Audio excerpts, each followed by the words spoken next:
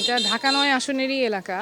এখানে আসলে বছর পর বছর ধরে যেরকম অবহেলা হয়ে আসছে, আপনারাও হয়তো এখানে না আসলে, চোখে না দেখলে অনেকেই বিশ্বাস করে না। জায়গাটার কথা মনে হয় যেন একদম ভুলেই যাওয়া হয়েছে।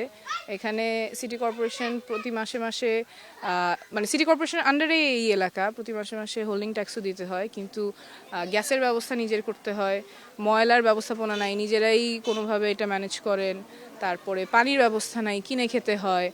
আর সাঁকোটা তো আপনারা সবাই পার হয়ে আসছেন, এটা নিয়ে যে কি দুর্ভোগ।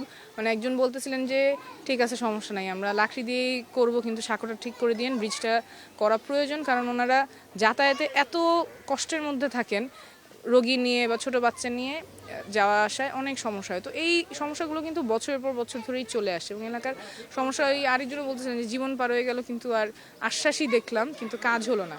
তো এই জায়গাগুলোতে যাতে ন্যায্যতা হয়, সবাই আসলে মন খুলে কথাগুলি বলছেন, প্রত্যাশার কথা বলছেন, সমস্যার কথা বলছেন। আমাদের যে অ্যাপ্রোচটা একদম উঠানে এসেই মন খুলে কথা বলার, সেটাও মানুষ ভালোভাবে নিচ্ছেন। শেষ মুহূর্তে প্রচারণা খুবই ভালো চলছে।